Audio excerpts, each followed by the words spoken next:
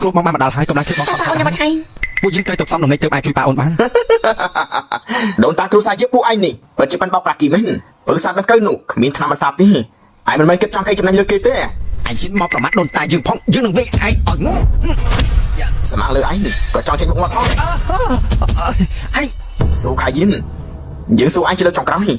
តើឯងគ្រប់ទទួលបណ្ដាការយើងឬអត់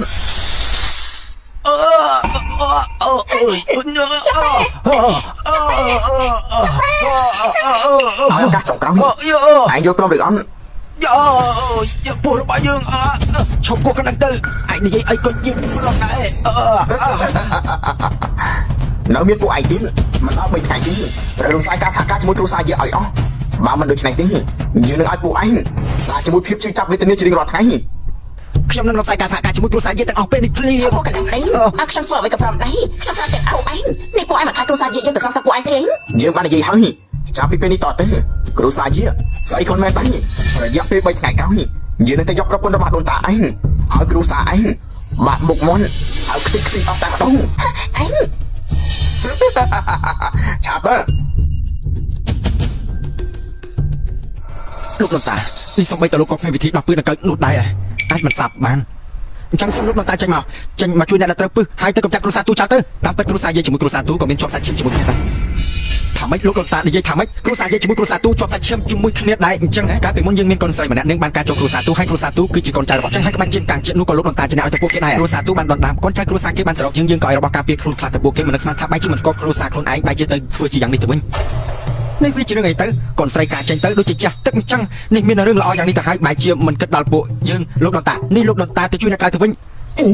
ជួយខ្ញុំសៀនបងនិយាយជាមួយលោកដូនតាយ៉ាងម៉េចហ្នឹងខ្ញុំខុសហើយលែងអូជាតែបាននេះបងគ្នាឲ្យគេបងប្រកាសជំនាញវិធីបន្សាបហើយមែនទេពេលនោះវាគ្មានថ្នាំបន្សាបទេមានតែប្រើកម្លាំងធាតុទៅកម្ចាត់ជាតិពុលក្នុងឆ្អឹងទេទៅបាញ់បន្សាបបានតែពេលនេះកម្លាំងធាតុបងកំពុងតែរលាយទៅហើយវាមិនអាចគ្រប់នោះទេណាមកនេះបងនិយាយថារឿងសំដំណេកហ្នឹងបងគឺអាចមានកម្លាំងធាតុហ្នឹងត្រឡប់មកវិញហើយឯងពេលដែលគ្រូបងផុតទៅកម្លាំងធាតុបងប្រកាសจะមកវិញហើយអូនបានត្រៀមរួចរាល់ហើយ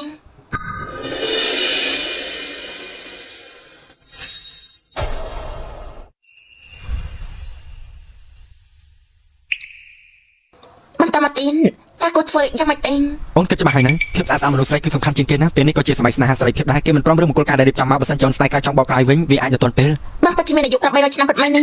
នោះគឺប្រកាសហើយ800ឆ្នាំមុនបានចាំបានឆ្លងកាត់សម័យមីងតែហើយទេនេះគឺពិតជាមិនគួរឲ្យជឿពេកហើយអូននិយាយនោះគឺសម័យឆុងប៉ាជានោះឆុងប៉ៃឈ្មោះនោះគឺបងជាអ្នកកាយឲ្យគេទៀតផងបងជាអ្នកកាយឲ្យគេក្បួនអក្សរអាវុធក៏អញ្ចឹងដែរហេតុនេះប្តីរបស់អូនគឺជាមនុស្សបុរាណដែលរស់តាំងពីសម័យមីងរហូតមកទល់ពេលនេះមិនត្រូវទេពួកបងនៅសម័យកាលនោះគេគួរតែហៅថាលោកប្តីហើយបានចឹងលោកប្តីបងពូកែយ៉ាងនេះអញ្ចឹងនៅសម័យមីងនោះតើវារលាយយ៉ាងម៉េចទេពេលនោះណាបងនៅលើភ្នំសង្ងំហាត់គុណតាំងសិលពេលដែលបងចុះពីលើភ្នំមកនៅក្រោមភ្នំវាក៏បានផ្លាស់ប្ដូរអស់ទៅហើយបងនិយាយថាការតាំងសិលរបស់បងមួយនោះគឺស្មើនឹងមួយសម័យកាលរបស់ប្រវត្តិសាស្ត្រគឺវាប្រែប្រួលឡើងដូចមុនទៅហើយ